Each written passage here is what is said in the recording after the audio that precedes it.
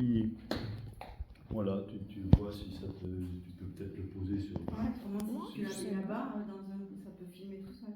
Vas-y, Ouais, vas-y. enfin, bon, écoute, Je te... Bon, oui, pose-toi. Je fais la paparazzi. Oui, fais-la pareil, très bien. Bon, donc je vais aller. Alors du coup, on a combien de temps combien de temps vous voulez y consacrer?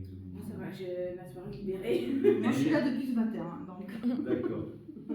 Oui, donc tu. C'est bon, non, mais c'est bon. Moi je D'accord, parce que je peux le raccourcir ou le faire. Non, mais bon, c'est intéressant. D'accord.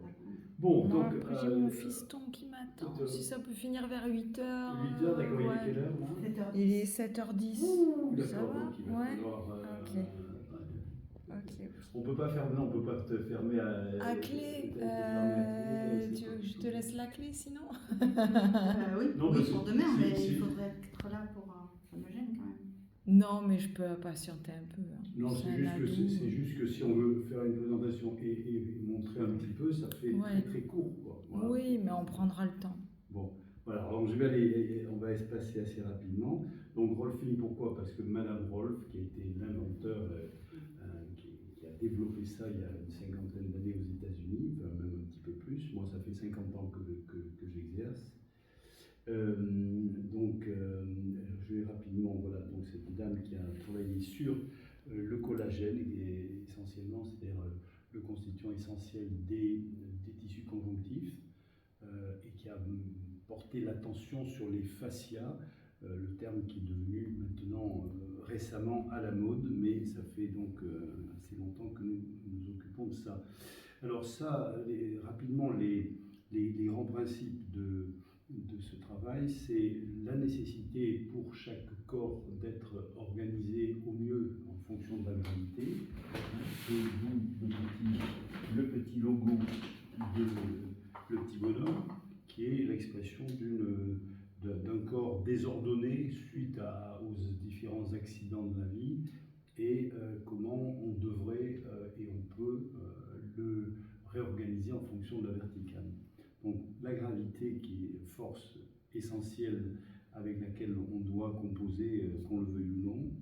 Et deuxième élément, là, les tissus conjonctifs, donc les fascias, c'est-à-dire toute l'enveloppe, la matrice dans laquelle les organes dits nobles sont inclus.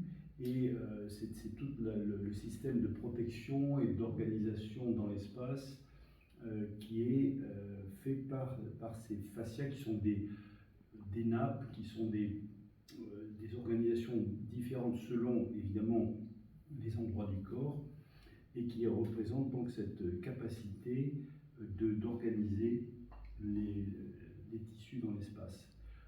Ça, c'est un petit modèle de représentation en trois dimensions, à la fois des éléments de compression que constituent les os de façon habituelle, et tout le système tensionnel qui donc va créer dans l'espace des espaces comme la cage thoracique ou la cavité abdominale. Et tous les organes, évidemment, doivent être en correspondance et bien sûr, occuper l'espace du mieux possible pour bien fonctionner.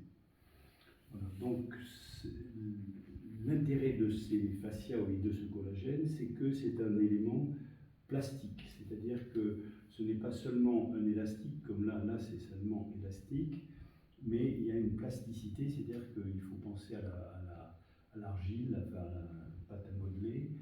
C'est quelque chose que l'on peut modifier dans une certaine mesure, à condition de savoir ce qu'on fait, dans quelle direction il faut aller et pourquoi on le fait, évidemment. Donc ça requiert une connaissance anatomique précise, plus on en sait, mieux c'est, qui nous permet de réorganiser dans l'espace, de faire du modelage en 3 dimensions. Tu fais de la pâte à modeler depuis des années, quoi. Voilà, c'est ça. Voilà. Là, nous avons des représentations, donc des fascias qui enveloppent par exemple l'avant-bras, et c'est un petit peu ce qu'on retrouve quand on pèle un lapin ou un poulet, c'est ce tissu fibreux qui se détache, mais qui, tant qu'il n'est pas, évidemment, quand il est dans le vivant, permet de répartir les forces mécaniques et de protéger, séparer et donc organiser dans l'espace les différentes choses. Voilà la petite structure en question qui est une structure de tenségrité. C'est un mot qui a été inventé il y a une cinquantaine d'années pour désigner donc quelque chose qui est à la fois de tension et d'intégrité générale. Et on arrive à créer toute une représentation, un modèle d'humain, en quelque sorte, qui représente ça. Alors pourquoi c'est intéressant? Parce que d'une part, on comprend que toute action, quelque part, a un retentissement sur l'ensemble. C'est-à-dire qu'on sait bien que lorsqu'on a eu un accident, il y a tout, c'est pas juste je me suis cassé le coude ou j'ai tordu le pouce, c'est tout le système qui doit s'adapter à un choc. Alors en plus, il est violent, bien entendu, mais ce qui veut dire à l'inverse, le jour où on veut rétablir les choses, eh bien, il va falloir aller libérer ou examiner l'ensemble du système et pas uniquement l'endroit où il y a eu un choc initial. Voilà, donc qu'est-ce qui nous amène là? Eh bien, évidemment, chacun le devine, c'est tous les accidents de parcours, les problèmes éventuellement qu'on peut avoir génétiquement, les problèmes à la naissance, mais bien sûr toutes les chutes, les accidents de voiture et surtout les positions que l'on prend pendant le travail, pendant quelquefois les loisirs, c'est-à-dire que quelqu'un qui va danser, qui va avoir de la danse classique ou qui va faire du karaté ou qui va adopter un certain nombre d'attitudes corporelles qui vont progressivement être mémorisées. Et on va deviner, si on a l'allure de quelqu'un, si justement on voit une personne qui fait de la danse classique, ça va se voir, etc. Donc, de nos jours, entre les voitures, les chaises, les ordinateurs, etc., les téléphones, on voit comment les gens sont penchés, donc tout ça, si on se souvient que le corps est justement une pâte à modeler, notre attitude, si elle est répétée des heures et des heures et des heures chaque jour, c'est comme si on se mettait dans une boîte à chaussures, enfin dans une forme, et que progressivement on s'enferme dans une certaine organisation qui va bien sûr nous coûter parce qu'on va perdre une capacité de mouvement en restreignant la mobilité que l'on utilise. Voilà, alors qu'est-ce que le rolfing et pourquoi c'est différent? D'une part, donc c'est un travail holistique, c'est-à-dire qu'on va considérer l'ensemble du corps et ce n'est pas un travail de réparation symptomatique.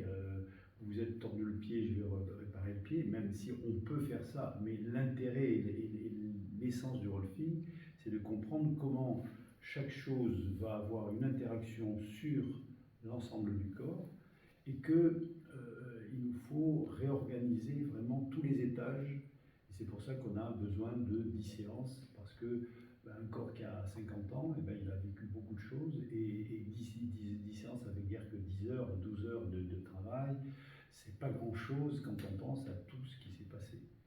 Donc souvent les gens disent « Ah, 10 séances, il faut 10 séances ». Oui, mais c'est vraiment rien du tout. Si on peut vraiment réformer un corps qui a vécu plusieurs dizaines d'années et le libérer de beaucoup de soucis, ça fait pas beaucoup de temps pour y arriver.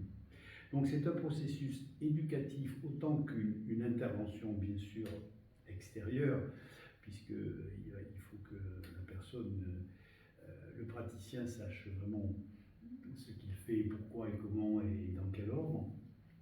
C'est une vraie mécanique. Et il y a une partie essentielle qui est l'éducation, c'est-à-dire un changement de conscience. Et c'est ça qui va faire l'énorme différence avec, je dirais, toutes les autres approches.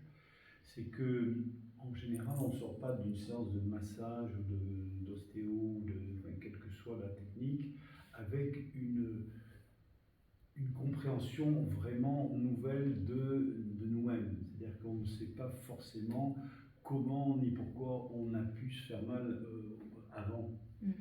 Là, l'intérêt, c'est que on va donner une vraie perception de ce que c'est que l'alignement vertical, et cette expérience va donner par contraste un éveil et un regard sur ah oui, en effet, je réalise maintenant que d'habitude je me tiens avec une épaule comme ci, avec la hanche comme ça, avec le pied comme ça, et donc il va y avoir une prise de conscience de comment je me tiens quand je suis bien organisé et quand je suis désorganisé. Et évidemment qu'on n'est pas idiot, on va choisir, on va tout faire pour rester dans la position où on est confortable et efficace. Et donc, ce n'est pas parce que vous allez me faire plaisir, je ne vais pas vous dire attention, il faut tenez-vous bien. C'est chacun qui va sentir, et souvent on me fait cette réflexion, oh, je ne me suis même pas, je m'en rends même pas compte, mais dès que je suis hors de ma ligne, je le sens et j'ai tout de suite envie de me corriger. Parce que une fois qu'on a le contraste, on sait où on a envie d'être. Voilà. Donc il y a vraiment cette notion de questionnement personnel qui va naître de mes questions, évidemment, dans un premier temps. Je vais vous demander de faire attention un petit peu à ce qui se passe dans le corps. Et cette enquête, cette quête, on va dire, va continuer ensuite tous les jours. C'est-à-dire que vous allez habiter de plus en plus intelligemment le corps. Parce que tel qu'il est, il est la résultante de ce que vous en avez fait jour après jour après jour. Donc, si vous voulez qu'il devienne autre, il faut forcément l'utiliser autrement. Voilà. Et ça, c'est vraiment quelque chose qui va durer toute la vie, parce que c'est comme apprendre à faire du vélo. Une fois qu'on a pigé, on ne l'oublie pas. Et là, une fois qu'on a compris ce que c'est que la verticale, bon, de temps en temps, on peut oublier, mais on a cette expérience, et même quand je revois des gens 10 ans après, 20 ans après, cette intelligence, je vois qu'elle les a suivis en permanence et qu'ils ne l'ont pas perdue. Donc, ce n'est pas comme si on tirait sur l'élastique justement et qu'on revient à la case de départ. Là, et c'est là aussi la différence avec des techniques qui sont un peu symptomatiques. Quand on va voir un rebouteux ou un kiné, où on attend un soulagement immédiat ou rapide d'un problème précis. Là, c'est un travail d'ensemble. Donc, ça va beaucoup plus loin que on va dire la simple résolution. Même si, bien sûr, on est bien content lorsqu'on a mal au dos depuis 20 ans de plus l'avoir. Oui. On dit c'est déjà pas mal. Mais on s'aperçoit qu'il y a des choses, des bénéfices, comme tu l'as dit tout à l'heure, qui sont de notre niveau, qui sont une repossession de soi-même, vraiment une prise en compte de comment je me tiens dans le monde, comment je suis en relation avec les autres et avec moi-même, évidemment. Donc tout ça, ça amène vraiment des changements nouveaux. Voilà, donc il y a d'une part un bénéfice structurel, donc avec sur des difficultés, voilà, le pied, le genou, la hanche, enfin peu importe le lieu, mais je dirais que très souvent on arrive avec cette approche à résoudre des problèmes qui sont rarement touchés autrement, réparés. Voilà. Et donc il y a ce bénéfice d'une conscience corporelle qui va vraiment nous accompagner au jour le jour. Voilà, donc meilleure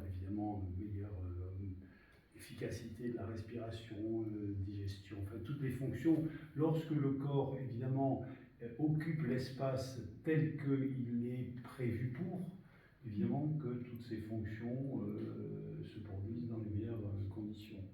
Donc, même si on ne prétend pas, je sais pas, résoudre des problèmes digestifs, enfin, on ne va pas venir me voir pour ça, il n'empêche que 9 fois sur 10, ces problèmes de fonctions qui sont perturbées tendent à se résoudre, que ce soit le sommeil perturbé, voilà, ça se retrouve dans plein de choses. Voilà, donc un petit truc rapide. J'ai une question. Est-ce Oui. que, du coup, tu as des fois des personnes qui font plusieurs cycles 10 séances, ouais. Oui, alors d'une part, voilà, les 10 séances, c'est vraiment une capsule, c'est vraiment l'initiation, c'est-à-dire que pour l'ensemble de, je dirais, de la population, ça permet de faire, d'aller en profondeur, quoi. De s'assurer qu'on n'a rien oublié. C'est un petit peu comme construire une maison. À la 10e séance, on sait qu'on a fait le toit, enfin que tout, voilà, c'est habitable. Okay. Maintenant, on peut avoir des maisons plus ou moins complexes, où on peut avoir des accidents multiples.